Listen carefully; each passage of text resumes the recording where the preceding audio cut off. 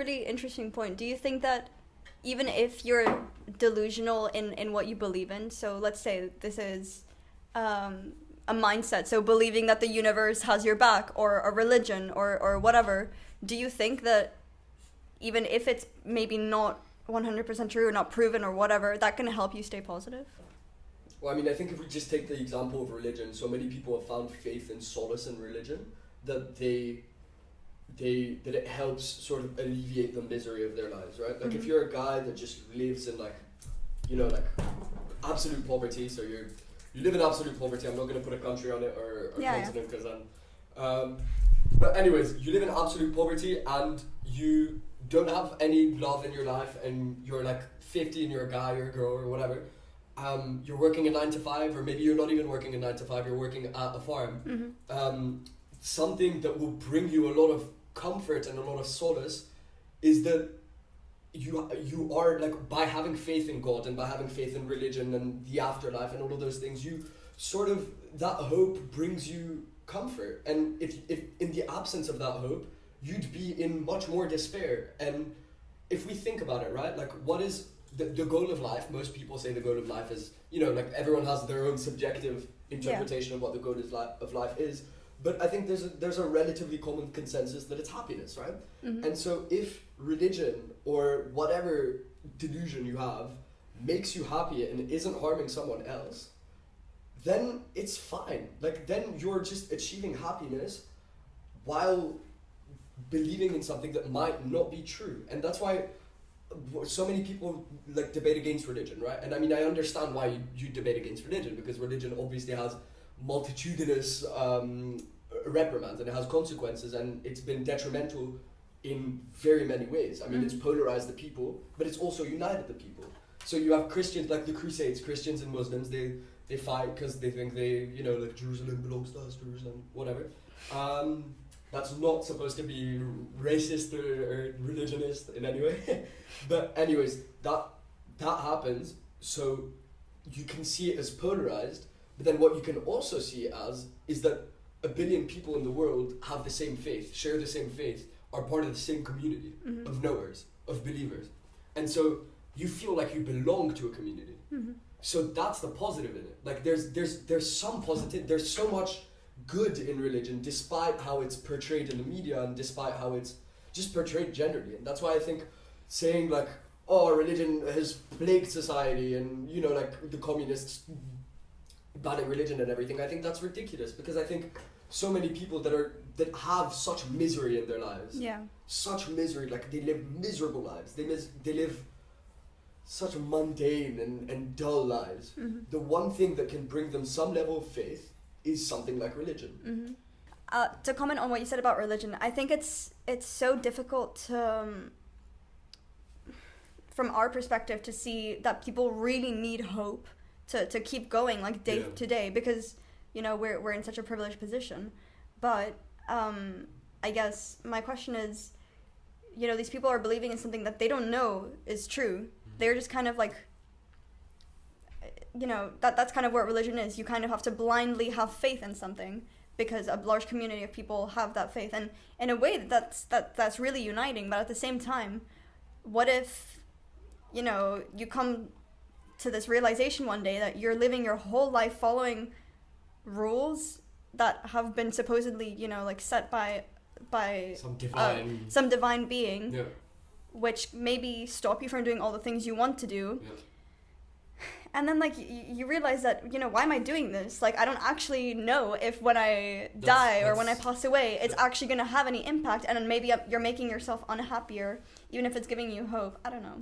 That's a really good point, but I think that when you have faith, I think faith is the key element here. When you have faith, you don't question whether it's making you sadder. And when you have faith, like you seek faith when you're in like a profoundly depressing and melancholic and dull life. You'd seek faith. I mean, I don't know obviously because I've never experienced anything near that, but I can conceive what it would be like. And I feel as though having faith in that situation where you dedicate yourself, where you feel that sense of belonging and all of that, you won't contemplate whether it's actually limiting you. Because you don't know what happiness is. Like that's not entirely correct, but you don't understand like the magnitude of happiness that you can achieve, because your entire life you've lived a relatively sad and dull and mundane life. But this is only with the hypothesis, or like the hypothetical, the assumption that this person lives in absolute poverty or whatnot, and with no family, he's an orphan, and he grew up an orphan or something. All the bad things. Yeah, exactly. But if you think of it as that, then they won't contemplate, they won't think like, oh, but religion is limiting me, because religion is the only thing that they have. Like, yeah, true. It's the only thing that they can belong to, and it's the only thing that they can believe in. I mean, the fear of death is literally the foundation of ancient philosophy. It started by contemplating what happens, contemplating the existence in itself, and then what happens after we die. The afterlife is a very big concept, and that, like, people find solace in knowing that there could be something after it. They find comfort, and when you live a really like so many bad words that I can use right now, but if you're living a sad life, then you want to have that element of comfort. You want to have that element of, later on it's going to be fine. And I think, but yeah, go on. For me, because I've never been a person of faith, but I feel like for me, if I was, then that would mean I would focus more on what happens to me when I'm dead than my time alive, which is guaranteed. It's not guaranteed to anyone that when they die they're going to go to heaven, as much as the religion kind of like tells you. It's not ever guaranteed. No, even people who 100% believe that there is a heaven or a hell, it's never guaranteed that you're going to heaven. You might go to hell, you might go to the middle ground, whatever that's called. Okay, but for those people, they perceive it as guaranteed. Yeah, right. But so I'm saying, like, even if it wasn't, if it isn't 100% guaranteed, how can you be focusing on I want my life to be perfect when I'm dead in heaven, rather than I want my life to be perfect now? I don't think that people have faith think I want my life to be perfect after I pass away. I think they just think like there is something to look forward to, or there's. But that looking forward to, isn't that like there's a God above, or there's something that's looking over me, or this is happening for a reason? Because when you're in such a profoundly like dull life, you can't like even if like, because as you said, religion might limit you. You might think like, oh, it's fine, I'm gonna live like later on in my life I'm gonna be fine. But that's not what I'm saying. Religion doesn't limit you. I think that religion doesn't limit you that way. I think that when you trust and you have faith in a religion, then it empowers you. It gives you hope, and it empowers you to believe in yourself, and also believe in everything. And so believe in, obviously, like the divine and everything. That's what I mean when I say everything. But having that hope, and that hope subsequently resulting in some level of self-confidence, knowing that God is looking over you, that idea, and whether I believe it or not, or whether you believe it or not, that will empower people. That will empower people. And then obviously we're going to get into the question of how do people's perspectives on a religious scripture or content within religion influence the influence of religion on them, right? Because it depends on your own, like your perspective on the information or the content of religion depends. I mean, it depends on how you've grown up. It depends on how your perspective as a human has been shaped, and your own way of interpreting things. But regardless, I think a truth that permeates across all people is that religion can give hope. So, okay, let me pose a hypothetical. Imagine we're living in a community where everything is miserable, like the weather's always gray, everyone's always hungry, just a dystopia as bad as you can think of, right? And imagine I am the ruler, or someone who has control, and I pose this, I promise everyone, if you keep pushing through, and if you just make it through to the end of your day, every day, until you naturally pass away, then you will, once you are gone, have something to look forward to. How ethical is that? Without knowing. Maybe I even believe it in myself, but how ethical is it to give that promise to people? Well, I mean, I see what you mean, right? because it's unethical, because you can't promise them that if you know that it's if you're not certain that it's true or not, right? But I think that let's assume that it's not an ethical question. Let's take ethics out of it for a second, and then we'll bring it back later.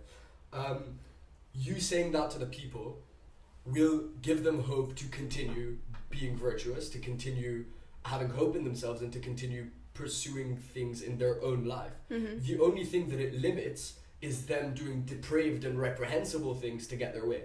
That's the only thing that it's limiting, right? Like by saying do good things and when you die it's going to be good, the only thing that you're limiting is them doing bad things. That's the only thing that you're preventing. Not necessarily. I'm also limiting them. I mean, maybe before that people would have contemplated like committing suicide or whatever, or I don't know, maybe they would have tried harder to get out of that suffering. Yeah.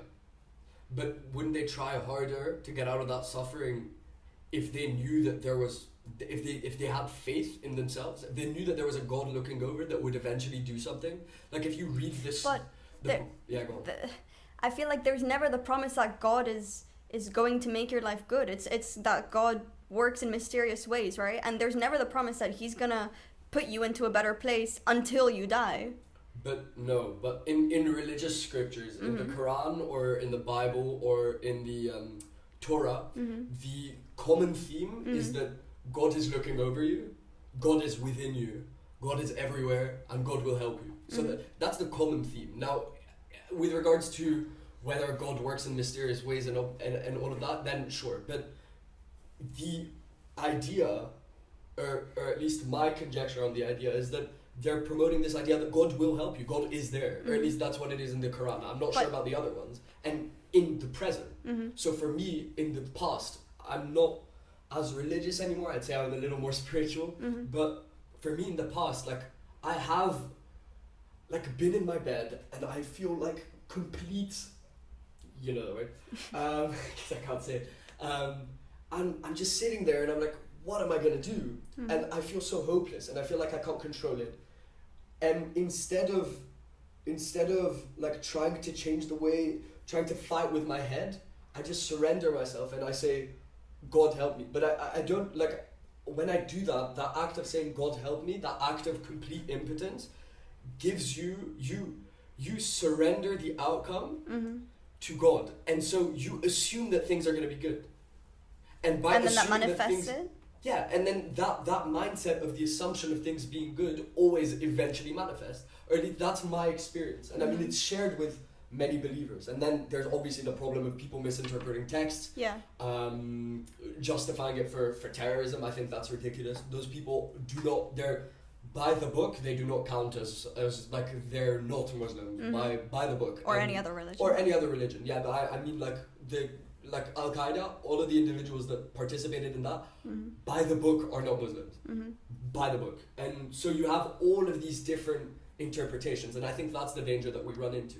But that's really interesting. But I think, like, going back to the hypothetical, I feel like I wouldn't have been able, if I was in that world and someone promised me, maybe it's just me, but I feel like if someone promised me, like, just get through this, and then when you die, you'll go to like a really lovely place, I feel like I wouldn't strive to like make my life better while I'm alive. I just look forward to when I'm dead.